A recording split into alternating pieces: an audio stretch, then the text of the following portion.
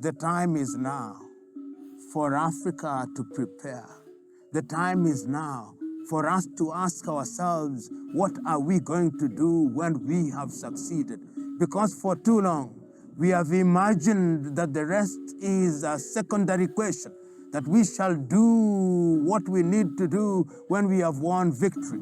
But history is consistent in telling us that if you want things to be done properly, you must pray as if you are dying tomorrow, but plan as if you'll never die. I see that with the Chinese. I see that with the Russians. I see that with the Vietnamese. I see that with the people of Thailand. I see that with the people of Turkey. We must also think governance. You know, when I look at the mother continent today, and I look at her on a daily basis, and I look at the conflict after every election, I look at the court cases after every election, I look at the migration of people after every election, I look at the deaths after every election, I ask myself, shouldn't we also, as we think about the day of victory, begin to remind ourselves that our governance system must change? That we must no longer talk about democracy that is conceived in Europe and America, that we must have our own system of governance. The time to prepare is now. The time to ask what methods and systems you are going to use is now. And I'm suggesting that that is what we must do. We must also ask ourselves, how are we going to deal with our spirituality? You know, Africa is one of the few continents where politicians, when they are sick, they are evacuated to India, to Germany, to London, to the United States of America, to good hospitals. And when they come back, they thank God by building another church, not another hospital. I'm suggesting that going forward, we must ask ourselves how we are going to deal with our health systems. And that must happen now. And it can only happen when we begin to organize African institutions. Africa has 8 regional economic communities, from SADC to ECOWAS, to COMESA, to Central Africa, to East Africa, to IGAD, to the Maghreb, to the Horn. All these must begin to have only one meeting. What will we do after the day of victory? And after they have met in that way, they must meet in Addis Ababa, Ethiopia, at Africa Hall, and they must ask themselves, under the aegis of the African Union, what will African Union be after the day of victory? Will we still be financed by GIZ? Will we still be financed by USAID? Will we still be financed by UK Aid? Will we still be financed by CEDA Sweden? Will we still be financed by CEDA Canada? Or we will now finance ourselves? Once we have understood all these, we'll be able to cut our coats according to our cloth, and Africa may then be able to say, we have run the good race, and we have finished well, and our victory is serving us well, because our young men and women now have opportunities for invention and innovation, because our women now have opportunity to serve. People now serve because they love the country, because corruption is now dead, because tribalism is now dead, and our diversity is only celebrated as a cultural curiosity. That day, it is us who are going to make it. There are no supermen and superwomen who are going to come. It is us who must become supermen and superwomen. And as the saying goes, the journey on Friday starts on Thursday. Let us start now so that Africa may enjoy the dividends, sweet dividends of victory, not her bitter fruits. It can be done, and it is us who must do it. Well, excuse me, brothers and sisters. Let me first of all salute you in the name of Pan Africanism. That is Professor PLO Lumumba advising African leaders. My doubt is, are our African leaders listening this kind of advice, or they are waiting advice from Europe? You know, right now we have these agendas, Agenda 2063, we have a lot of plans, but do you see real commitment among African leaders? Do you see what we have planned we are going to achieve? So, brothers and sisters, please share with us through the comment section. Let us now continue with Professor PLO Lumumba. Then I'll come at the end to share my thoughts and, of course, to hear also from you what is your opinion. What do you think Africans we can do to move forward? Right now, we are stacking. We continue with the question of what we do after we have gained victory and or defeated the colonizer, or if you may, the neo-colonizer. You know, those who are wiser than us say that the end of a thing is better than the beginning of a thing. They say that what you do with victory is better than victory itself. The world is replete with stories of people who, having gained victory, do not know what to do with it. I remember so very vividly when Africans were struggling to regain their independence from the colonizers, almost to a man, almost to a woman, each one of them said, our enemies are poverty, disease, and ignorance. Almost to a man, each one of them promised that I will deliver you from hell into heaven. Almost to a man, each one of them promised that they would take us to El Dorado, the land of gold. But the question is, are we prepared?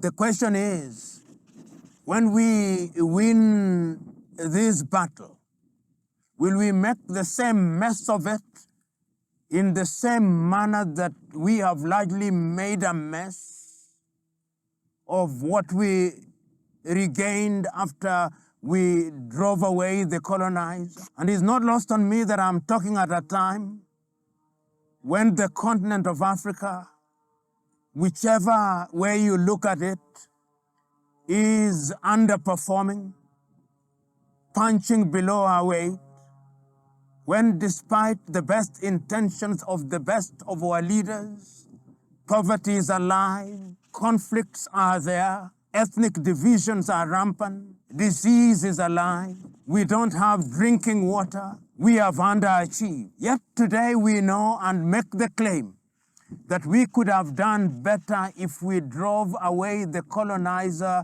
in all his manifestations. I am for it. I believe that the African continent and African peoples must be totally liberated. I believe that the neo-colonial project which controls our politics and guides our politics must be driven away. I believe that the institutions that guide and govern our economies must be driven away. I believe that the dictation that we have, particularly from Western Europe, must be jettisoned. I believe that we must not be militarily dominated by these erstwhile colonizers. I believe that we can and must. And I believe that we are aware that we have a duty to achieve it. I believe that we know that this is an intergenerational battle. But the question is the perennial one. What will we do when that is done?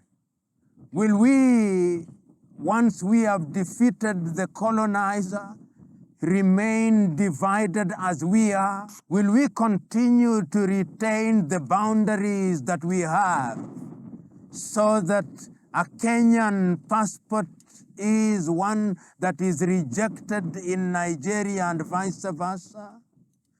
Will it be that our borders are still controlled? That when an individual from Tanzania goes into Zimbabwe, he is asked for a passport and the number of days that he's going to stay there? Will it be that when I want to have a job in Morocco, I'll be asked why?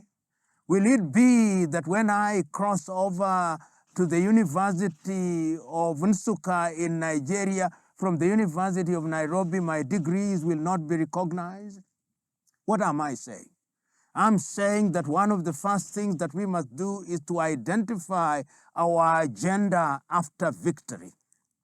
We must have a blueprint of what it is that we want to do. And that blueprint is already with us.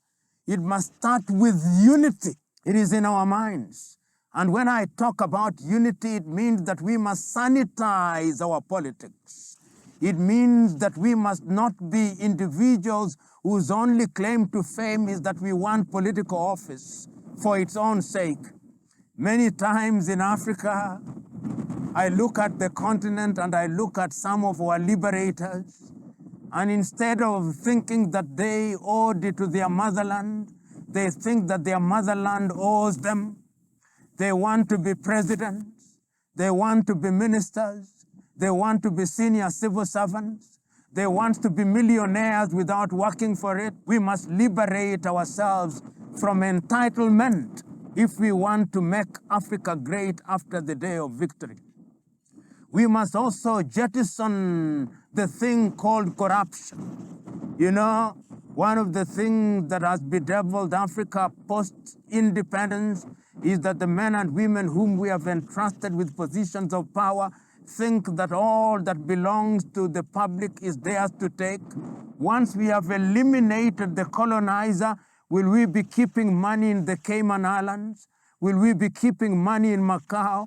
Will we be keeping money in Mauritius? Will we be keeping money in Panama? We must ask ourselves what it is that we are going to do the day after victory. I'm suggesting to us that the day after victory, we must decolonize our institutions.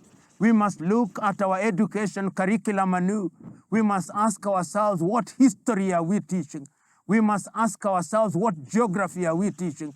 We must ask ourselves, what psychology and sociology are we teaching? We must ask ourselves, what archaeology are we focusing on? We must ask ourselves what it is that we are doing with our education. We must ask ourselves, in the technological arena, we are in the fourth, fifth, and in industrial revolution. We are in the age of the Internet of Things. Are we still relying on ChatGPT? Are we still relying on DeepSeek? Are we still relying on Gemini? What technology are we going to use? How are we going to interact with the rest of the world? We must ask ourselves. We must ask ourselves what is going to be our foreign policy. How are we going to deal with the rest of the world? How are we going to ensure that the rest of the world will work with us from a position of equality? We must be prepared. We must ask ourselves, what are we going to do in terms of feeding ourselves? As I speak to you now, Africa imports chicken from Brazil. As I speak to you now, Africa imports butter from Denmark. As I speak to you now, Africa imports all her cars almost from Asia and from Europe and from America. Africa imports almost all her phones beyond assembly outside of the continent. What are we going to do? Yes, welcome back, family, brothers and sisters. You heard a lot from Professor PLO Lumumba with those wisdom words and a powerful advice to our leaders. Professor has touched different issues, starting with the issue of decolonizing our minds, revolutionizing our curriculums, our spiritual, and many other issues. Coming to the issue of education, all these things needs education. The current education system systems that we have in the continent of Africa are preparing Africans to take care of our mother continent Africa. Are they preparing Africans to be patriotic? Oh, they're preparing thieves. What I see right now, brothers and sisters, our curriculums are preparing thieves, are preparing jealous men and women, and our curriculums are preparing coconut people, brown outside and white inside.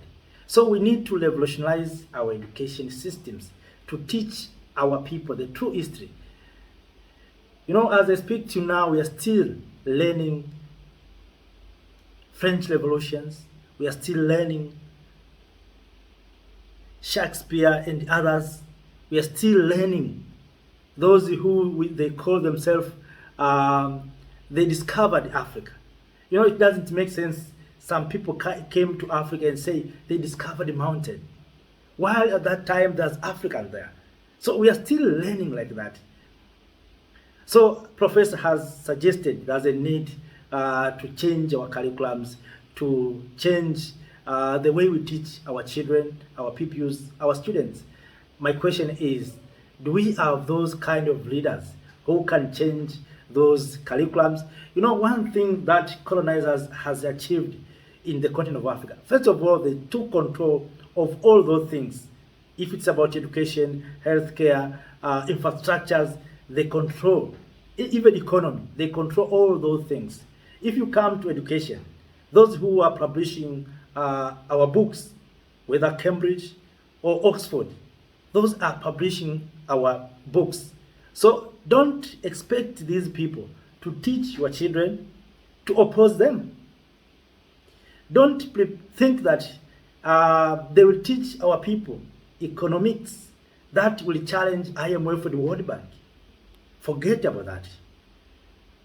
We have leaders who have been grown in that systems, that it's difficult for them to change, to move out of the systems. You know, we who are out of the system, who have tried to move out of the system, we are looking things in different ways. But those who are inside the system, they see things in different ways.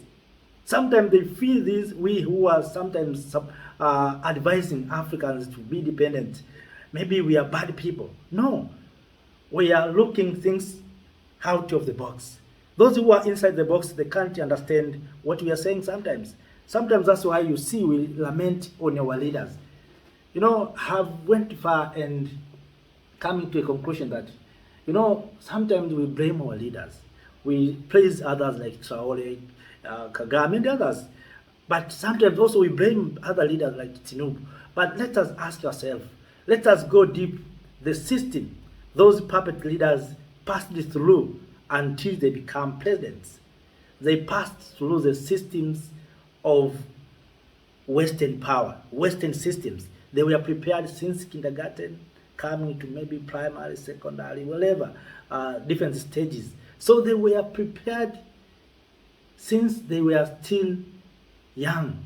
So they are grown in that system. That's why they don't see the problem.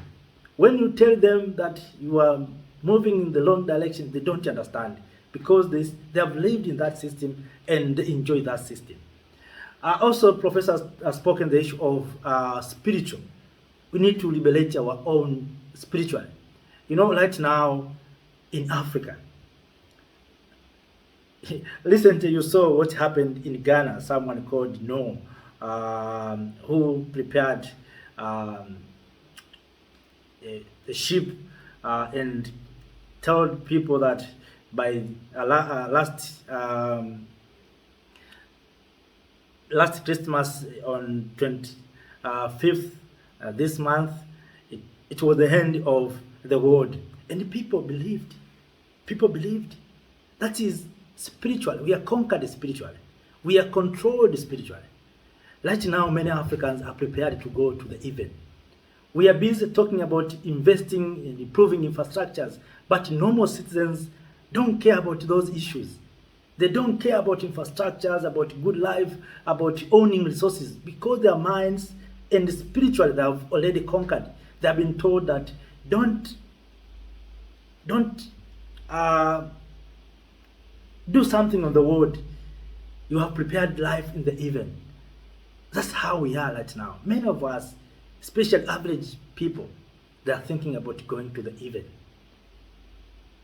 And we went far. We saw some Africans fighting to kill fellow Africans because they believe if you kill people who have different belief with you, you will go to the heaven. You will go to somewhere to sit with God. So we need to liberate ourselves spiritually. We are like, when I was young, I witnessed in my clan, in my community, when the rain was too late, I saw our elders went somewhere in the mountain, connecting with themselves with their creators and asking for creators to bring rain. We saw the rain coming, even if we know that the rain is about season, but the rain came. I'm not saying that we have maybe to change our beliefs. No, we have to know how we can connect with our creators. We have to know the purpose of being here. Many of us, we Africans, we don't know the purpose of being here. That's why someone can come from Europe, can come from China and shaking us, and without asking and questioning.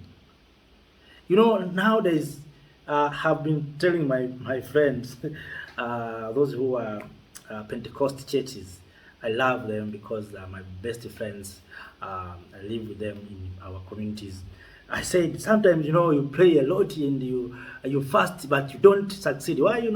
Because you have an image of someone who acted as Jesus. So when you pray and when you ask something from your creator, you ask the actor of Jesus' movie, and you think you can succeed. No, you cannot succeed by asking an actor. An actor is not Jesus, is not God. So that actor just acted the lives of Jesus. It's not a Jesus. But if you go in many African families, you find that actor on the walls and some people wearing them. That's how we were designed. So that's why we are saying we need to liberate ourselves spiritually. So family, brothers and sisters, let us not speak for too long. The aim is to share these things from Professor PLO Lumumba. My words are not much concerned. Don't deal with those words. Deal with what the professor said. But all in all, those are my thoughts. And I expect more from you, brothers and sisters. What is your opinion? Because what we are asking and what we seek here is economic freedom. Liberation of Africans and to free Africans so that we Africans, we can benefit from our resources, we can enjoy with what we have here in the country of Africa. Right now, everyone is crying. Those who are in power are crying. Those average person are crying. Everyone is crying. Why? Because Africans, we are not benefiting from our natural resources or from what we have. As I conclude, Professor has spoken about ECOWAS, these regional bodies, Maghreb and others, that before moving to the African Union, we have to come together to find, to have a common understanding. But today, these regional bodies, every regional bodies think different. Recently you saw how Israel contradicted everything after recognizing Somaliland. You see, it's ECOWAS condemning, African Union condemning, individual countries condemning. If we are united, there's no need for everyone to speak. It's about African Union or United Africa speaking on behalf of the entire continent. But right now you see Nigeria condemning for Israel to recognize Somaliland. I saw Rwanda condemned. I saw East Africa. I saw African Union. But all these it doesn't change anything. They cannot change anything to Israel. Israel can neutralize them at any time because they know very well that we are not united. These Jews are united. If you look, Israel is a small country, but Jews all over the world are so united. So these noise and other stuffs will not change anything on the decision of Israel. And we have seen Israel tried to join African Union, to be the observer of African Union. Of course, I saw some countries such as South Africa rejected, and Algeria rejected. But for this matter, brothers and sisters, we will do nothing. In this division, we will not do anything. Israel will recognize Somaliland, and Somaliland will give Israel space even to station military base in Somaliland. So we will do nothing because we don't have territory. African, what can you do? Do you think African Union can fight Israel? Let us be realistic. African Union can fight Israel. This regional body, Maghreb, can fight Israel. ECOWAS can fight Israel. Nigeria can fight Israel. So, brothers and sisters, let us not beat around the bush. Let us go deep into the bush. So, family, those are just my opinions. Thank you for watching. Thank you for being with me. I hope more from you. But all in all, brothers and sisters, we are here to find best solutions for our challenges. Thank you. Thank you, Africa, Mama Africa.